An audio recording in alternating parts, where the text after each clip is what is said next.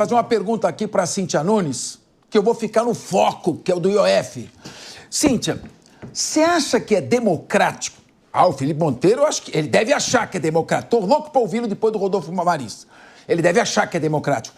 Um partido que perde na votação, um partido que elege seus deputados, seus senadores, para entrar no Congresso Nacional, para representar a população, para participar das discussões democráticas, para discutir os debates importantes para a população, para ir para o voto, e aí ele não tem voto, ele não tem maioria, e aí ele vai para o tapetão e leva uma questão toda hora para o Poder Judiciário.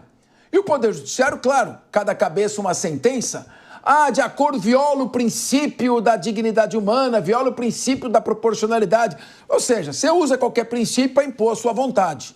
Então eu pergunto a você, você acha que está certo? O PDT entrou de 2018 a 2024 com 108 ações do Supremo Tribunal Federal. O PSB com 106 ações do Supremo Tribunal Federal. A Rede, não é da Marina? Entrou com 105 ações. O PT com 100 ações. Só canhoteiro. O PSOL entrou com 91 ações. O PCdoB com 57 ações. São mais de 600 ações. São mais de 100 ações por ano para questionar decisões que eles próprios estão tomando.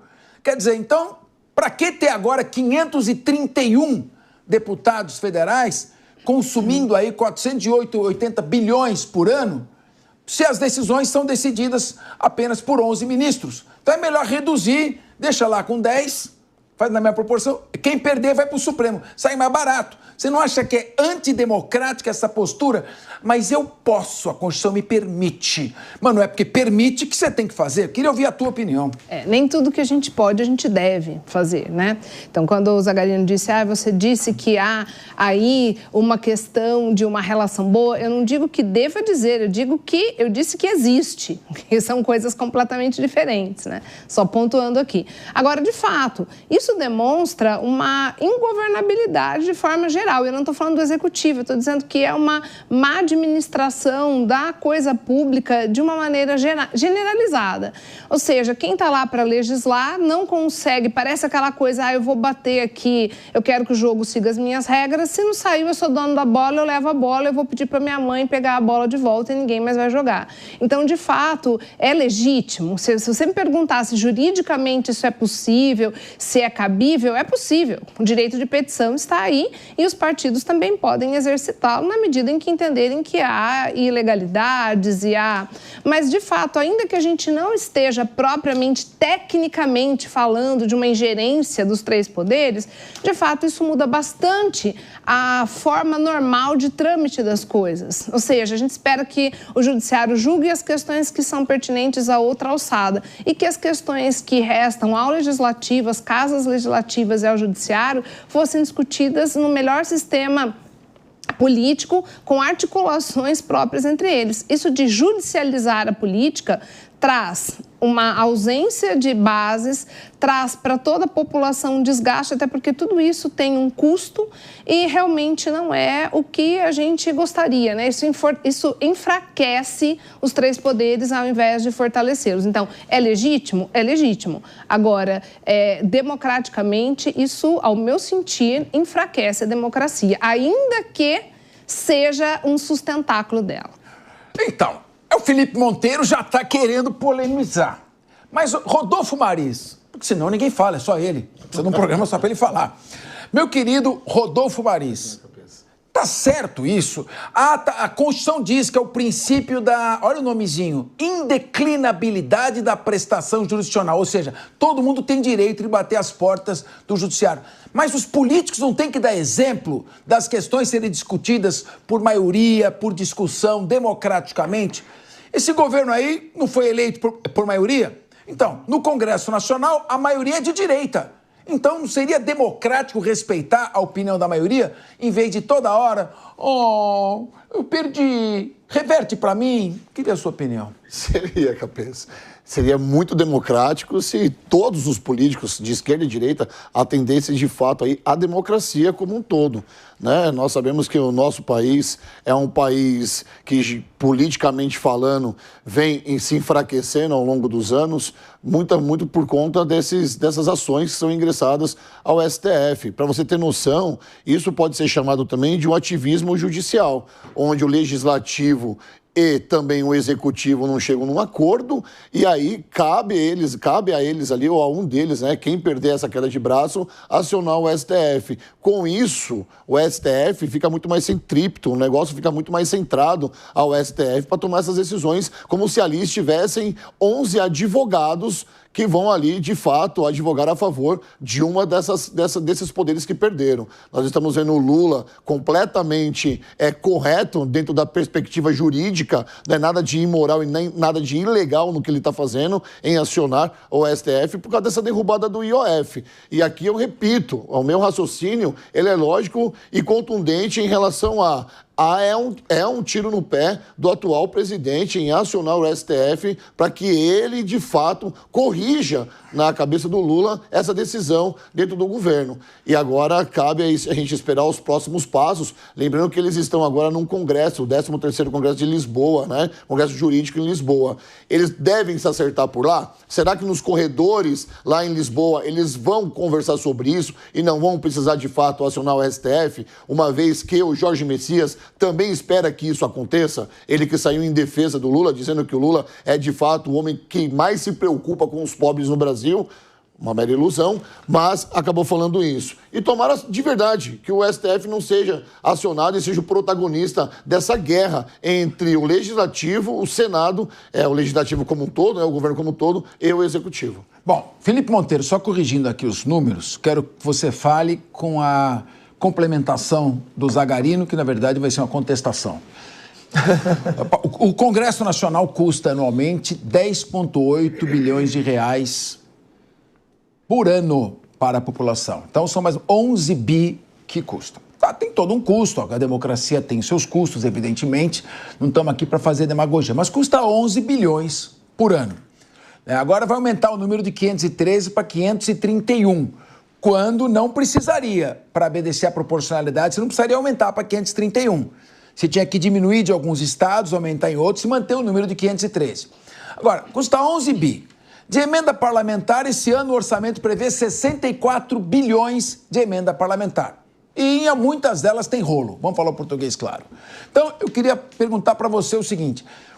Pelo menos os parlamentares não deveriam se autorrespeitar?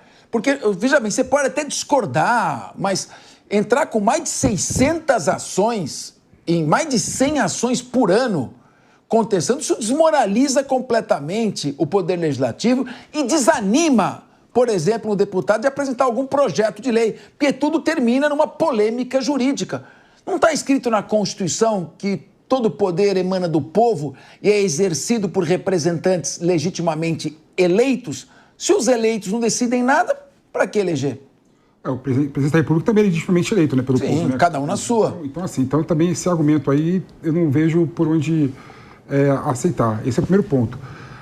Mas uma questão interessante é o seguinte, Capês, uma coisa que eu acho é que o presidencialismo no Brasil é importante porque é a única forma de se frear a oligarquia política ficar cada vez mais forte, né? Porque o povo vota no presidente da República no sistema majoritário, não é? Então ele foge das amarras, né, da oligarquia institucionalizada nos vários cantos desse Brasil. E, ultimamente, o que a gente está vendo é o seguinte, está vendo o poder legislativo se fortalecendo de uma forma muito grande, seja pela quantidade de emenda parlamentar, seja por quantidade de poderes que tem de conseguir frear, né, a política do poder executivo. Então, eu vejo essa movimentação do poder executivo como uma forma de tentar mostrar limite, né? A partir do momento que o parlamento consegue aprovar projeto de decreto legislativo para assustar ato do Poder Executivo, ele acaba, de certa forma, freando o Poder Executivo. Aí tem uma questão, o processo, isso que eu acho que está por trás, o processo constitucional de declaração de constitucionalidade, né, que foi a ação que a AGU entrou, né, para defender o decreto do IOF, ele é um processo objetivo, né? É um processo que tem efeitos vinculantes e é um processo que tem efeito para todo mundo, né? O que isso quer dizer? Quer dizer que o Poder Judiciário, ao definir essa questão, no meu modo de ver, ele vai definir exatamente qual que é a fronteira do Poder Legislativo e do Poder Executivo. Ele vai além de resolver a questão do IOF, porque é um processo objetivo. Vai resolver a questão relacionada qual que é a competência do Poder Legislativo em relação à aprovação de projetos de decreto legislativo para assustar atos do Poder Executivo. Então, diante disso, Capês, eu vejo com bons olhos essa medida do governo de tentar frear esse Poder Legislativo de certa forma. Não aceito que você execute, que você define política pública, que você decida como que eu vou lidar com a minha competência constitucional. Então, eu sinto que eu vejo essa medida do governo Lula, eu sou contra, tá, o IOF para fins arrecadatórios, só para fazer um parênteses assim, né?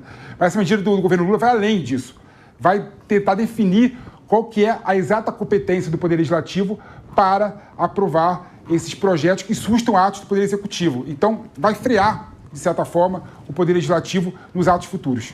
Ô, Zagarino, alguma coisa está errada. Independentemente do bom comentário que fez aqui meu querido amigo Felipe Monteiro. Alguma coisa está errada. O governo Lula me dá o Ministério dos Esportes para o Centrão. Ana Moser rodou logo em seguida. Depois ele pega o Ministério dos Portos e Aeroportos, que lá do Márcio França, da Baixada Santista, que foi um herói na campanha do Lula, trouxe o Alckmin para dar um aspecto de centro-direita na campanha do presidente e tal. Foi um herói. Encostaram ele no ministério que tem um nome gigantesco, uma sala pequena, nem sei o nome do ministério que ele está. Empreendedor. Entregaram lá para o Silvio Costa, que é o ministro dos Portos e Aeroportos. Muito bem. 2 ministérios importantes. Aí o Centrão está indicando um monte de gente em cargo de segundo escalão. Vem emenda parlamentar de 64 bi, para ONGs suspeitas, obras que muitas vezes são feitas pelas empreiteiras dos parlamentares ou ligadas a parlamentares. E mesmo assim, não tem o controle do Congresso, não consegue formar uma maioria, está gastando os tubos, dando ministério e não tem o controle e tem que bater na porta do Supremo para pedir socorro. Não está faltando um pouco de articulação? Ou o presidente está viajando muito e deixando um pouquinho de lado a articulação interna que é importante no Congresso Nacional? Está faltando muita articulação. Está faltando um diálogo transparente para com todos os deputados que têm todos os programas que você que está em casa pode imaginar. Eles têm. Eles são fisiológicos, eles têm pouca representatividade de fato verdadeira, a maioria se elege com bases que são alimentadas muito por essas emendas, por isso que eles estão se perpetuando. A crítica que o PP fez, eu concordo, porque nós aqui, afinal de contas, a gente pode até pensar diferente em termos ideológicos na economia, mas em termos de defesa de democracia, pode ter certeza, Pepe, que eu penso muito em comum com você e você que está em casa nos assistindo. Agora, em relação a diálogo com o Congresso, não existe mais, acabou. Está cada um por si, está cada um por si. Seja com o ex-presidente da Câmara, o Arthur Lira, e agora com o Hugo Mota, você consegue perceber de forma muito clara que os deputados, principalmente do Centrão, eles estão nadando de braçada no governo. Eles estão lutando para aumentar as emendas. Você pode ter certeza que o diálogo é o seguinte: ô governo, como assim você quer aumentar imposto sem falar em aumentar a emenda? Se o governo começar a abrir o jogo ali para o Congresso, não vai ter dinheiro do povo trabalhador brasileiro que sustente esse circo todo. É por isso que a gente tem que refletir quem que está lidando com o nosso recurso. Hoje, tanto o Poder Legislativo quanto o Poder Executivo, ele é gerido por políticos que são ruins. Não pessoas más, mas que não têm essa competência necessária para tomar os rumos do país. Então, as decisões elas deixam de ser técnicas e passam a ser muito mais fisiológicas. E aí fica aquele cabo de guerra. Quem manda mais? O decreto do presidente Lula mandando aumentar imposto ou o decreto agora do presidente da Câmara dos Deputados derrubando o decreto? E aí, em termos de defesa de democracia, se a democracia é o governo do povo e o povo é representado pela Câmara dos Deputados, aí eu discordo de você, Pepe. Eu acredito que tem sim que existir uma possibilidade de decreto legislativo para poder derrubar uma... Pode ser que seja um decreto absurdo do presidente. Não foi esse, na verdade. Deixa eu jogar aqui um tema na mesa para a gente girar E eu vou dar ao PP a primazia, o privilégio de ser o último a falar. Vou começar com a Cíntia Nunes, que falou menos que vocês não param de falar. Cíntia, veja só. O projeto da Lei de Diretrizes Orçamentárias, né, que estabelece os critérios para elaboração do orçamento para 2027. Ela traz alertas importantes na avaliação de economistas de mercado. Essa peça mostra que as despesas continuam crescendo, enquanto as receitas estão superestimadas, não são aquelas que o governo espera arrecadar. Ninguém aguenta pagar tanto imposto.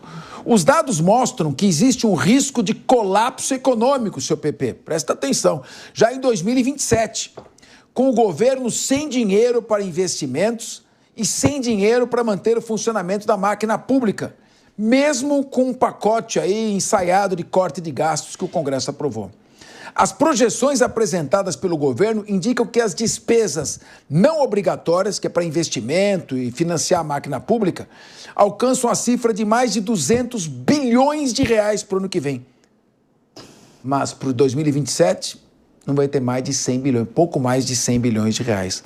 Essa conta está pressionada por despesas obrigatórias, que crescem por ano, por emendas parlamentares que abocanham uma parte considerável dos gastos livres, pela despesa de precatórios que o governo não soube renegociar, pagamento de sentenças judiciais e uma série de outras questões.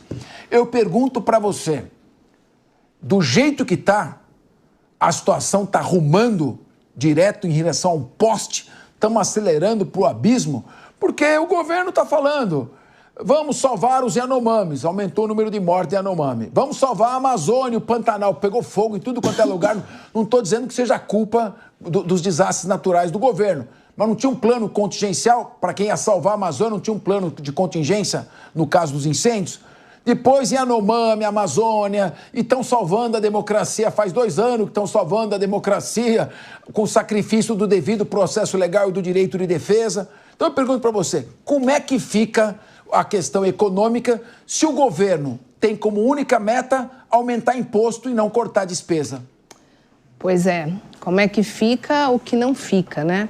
Na verdade, tem outras coisas aí, a picanha que o povo está esperando até hoje, mas enfim. De fato, que é assustadora, porque a projeção, quando joga para 2027, a gente não sabe nem quem é que vai estar no comando desse país. Então, quem chegar... que se não for a esquerda, né, se não for uma continuidade do governo, vai levar a culpa de uma coisa que não fez. Da mesma forma como sempre se empurra, e aí eu não vou salvar aqui direita nem esquerda, é um costume se empurrar de uma para outra gestão o problema atual. Então ninguém nunca assume, não importa de que lado a gente esteja, ninguém nunca assume a responsabilidade da situação que está no momento. Isso é uma das coisas que mais cansa quem vive dentro de casa e faz aí a conta que o governo não faz, né? Ou seja, quando o dinheiro começa a diminuir, Capeza, o que a gente faz? Você que nos assiste, você olha o dinheiro que você tem, as contas que você tem e você começa a economizar.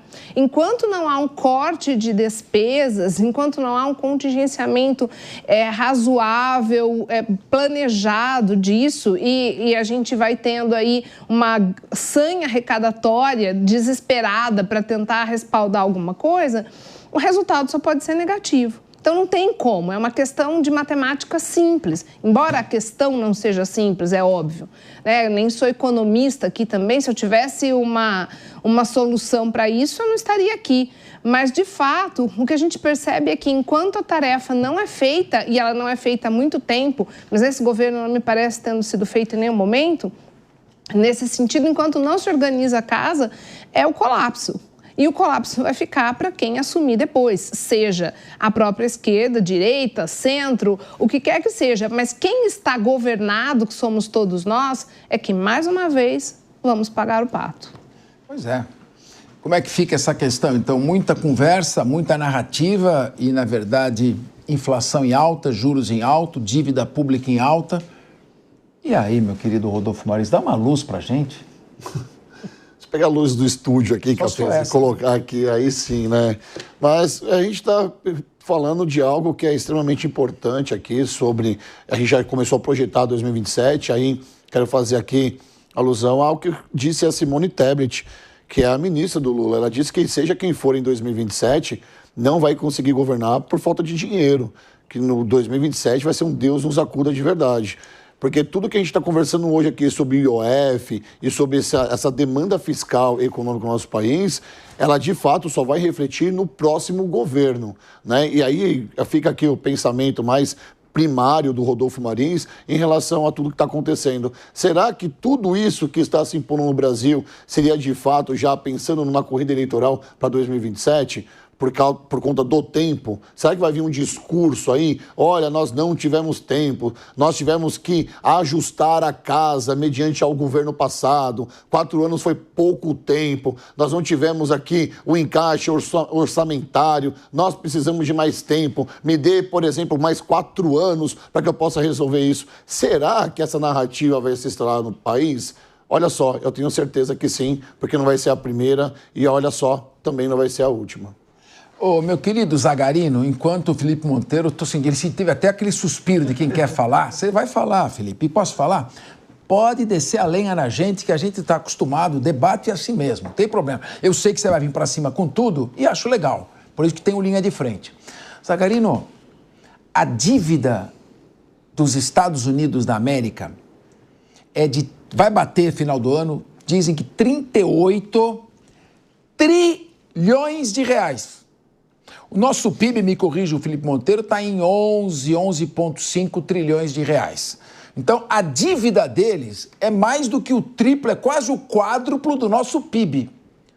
38 trilhões. E eles pagam de juros por ano 1 trilhão e 200 bilhões de reais. Já tem gente vendendo o título da dívida americana, a China tinha 1 trilhão, mais de 1 trilhão, já está com quase 700 bilhões. Estão vendendo, o pessoal está com medo dos Estados Unidos. Será que vão dar o calote? Muito bem. Os Estados Unidos está pagando, então, de juros por ano, mais ou menos 3,5% do PIB. Que situação grave. Sabe quanto o Brasil está pagando de juros por ano? 6% do PIB. Acima de 6% do PIB, economistas apontam como situação de irreversibilidade fiscal. 6% do PIB. Nós estamos pagando mais que a Argentina, o triplo da Argentina, pagando mais que todos os países. E o Felipe Monteiro acha que Capês tem que fazer dívida para investir. Eu queria ouvir você e depois o Felipe Monteiro. Vem com tudo. Eu quero te provocar, eu quero você indignado. Sérgio Zagarino. Não, deixa o Felipe sem estar indignado. Né? Sem estar indignado, ele já fala esses absurdos. Imagina se ele ficar nervoso aqui na mesa. Ai, você cutucou o homem. Vai.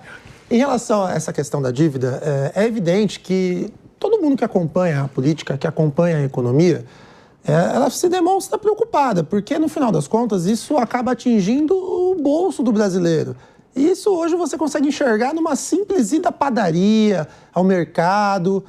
Eu morri de dó esses dias, que uma senhora me disse o seguinte, ela falou, meu filho, eu pedi desconto num produto que ela estava vendendo, ela falou assim, meu filho, eu não vou conseguir dar desconto pro senhor. Eu fui comprar um bife, que era desse tamanho assim, estava R$12, aí fritou, ele diminuiu R$12. O que significa dizer isso, Capês? Que a economia do Brasil, ela deveria ser tratada como prioridade 1, 2, 3, 4, 5, até o 10, se você quiser.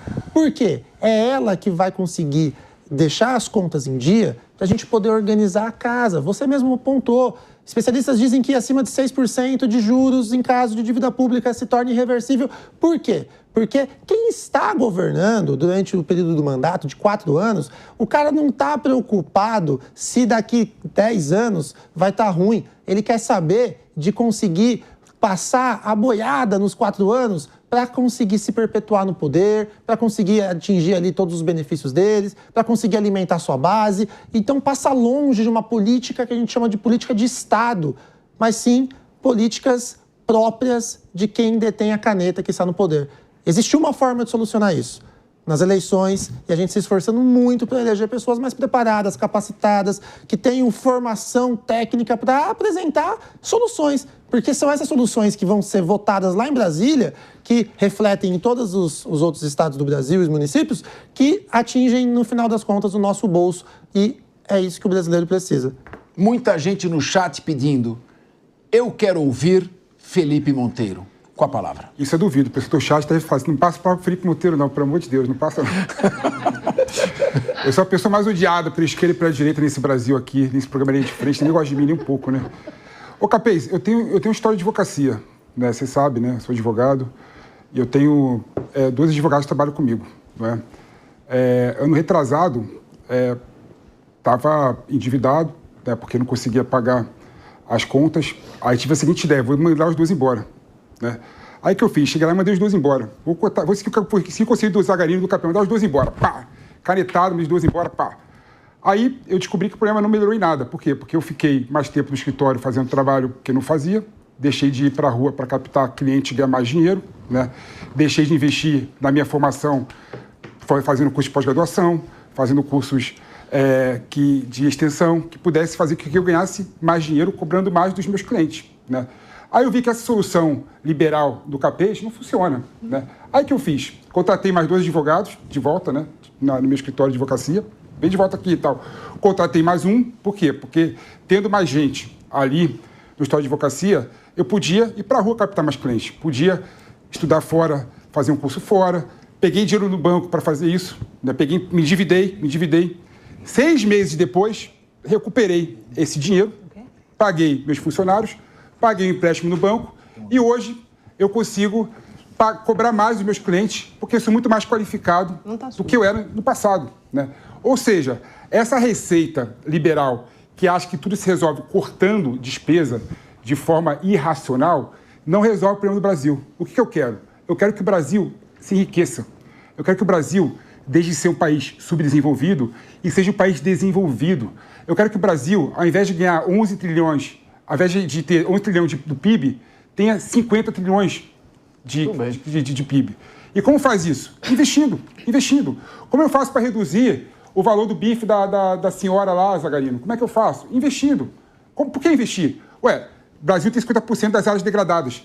Se eu fizer com que recuperasse essas áreas degradadas com investimento, eu consigo produzir mais carne, né? Ou seja, então essa receita liberal única que essas pessoas defendem aqui não é o caminho para o Brasil. Eu quero que o Brasil engrandeça, enriqueça, e o povo engrandeça e enriqueça. Esse é o recado que eu tenho.